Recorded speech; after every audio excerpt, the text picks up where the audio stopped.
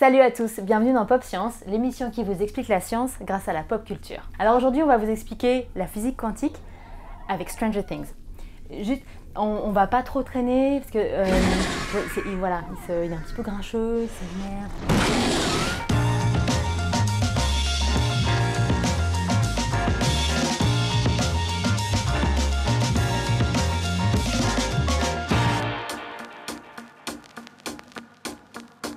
La physique quantique, ou la mécanique quantique, c'est la même chose.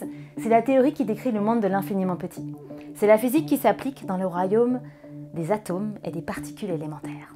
Les lois qui gouvernent ici, elles sont complètement différentes de celles auxquelles on est habitué. Le monde que décrit la mécanique quantique est extraordinairement bizarre.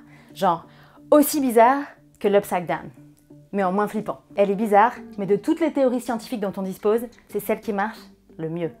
Prédiction après prédiction, elle s'est révélée exacte. Toutes les expériences scientifiques bâties pour la vérifier l'ont validée.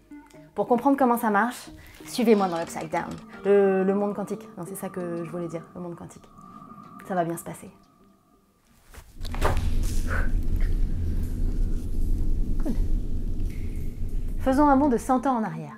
À l'époque, les physiciens ont compris que la lumière est à la fois une particule, le photon, et une onde, l'onde électromagnétique. Dans les années qui suivent, ils se demandent si c'est la même chose pour la matière. L'expérience historique qui va leur prouver qu'en effet, la matière a elle aussi deux façons d'être, c'est l'expérience dite de la double fente. Imaginez un mur percé de deux fentes, derrière ce mur, un capteur. Avec un canon à électrons, on envoie un électron vers ce mur.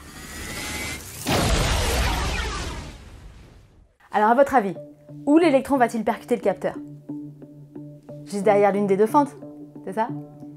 Eh ben non! Les physiciens s'aperçoivent en fait que l'électron est passé dans les deux fentes à la fois, comme si c'était genre éparpillé. En passant dans les deux fentes à la fois, l'onde va se diviser, elle va former des pics qui vont se recombiner, qui vont se rediviser. Et au final, sur le capteur, on va obtenir ce motif. Ce que les physiciens ont compris devant cette expérience, c'est que l'électron s'était comporté comme une onde. Ces ondes, ce n'est pas des vagues physiques, comme les vagues du lac Léman par exemple. C'est plutôt un nuage de probabilités. Vous avez bien entendu, on ne peut pas dire où il se trouve, on peut juste prédire où et dans quel état il pourrait se trouver. Ça signifie donc qu'il est dans plusieurs endroits et dans plusieurs états à la fois. You're crazy! Crazy.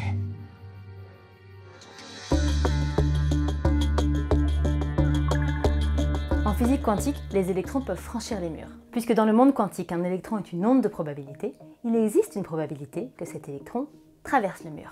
La probabilité est très faible, mais si vous envoyez des milliards d'électrons, certains d'entre eux finiront par franchir le mur. C'est à cet effet tunnel que vous devez les mémoires flash de vos clés USB et de vos smartphones. Les équations de la mécanique quantique disent que si à un moment donné deux particules sont si proches, si mélangées qu'elles échangent leurs propriétés, elles deviennent alors intriquées. Elles vont avoir une sorte d'effet l'une sur l'autre, même si on les sépare de 100 000, 100 000, 1 million, 1 milliard de kilomètres. Admettons que l'on mesure les propriétés de l'une de ces particules et que l'on trouve qu'elle tourne par exemple dans le sens des aiguilles d'une montre. Ça va affecter automatiquement les propriétés de l'autre particule. Maintenant, admettons que cette autre particule soit située sur Pluton. S'il y avait des plutoniens pour l'observer, ils constateraient que cette particule tourne dans le sens inverse des aiguilles d'une montre. Les chercheurs ont bâti des expériences qui ont prouvé que cette prédiction est vraie. Ils se sont même servis de cette incroyable propriété pour téléporter des particules. On vous avait dit que ça allait être flippant.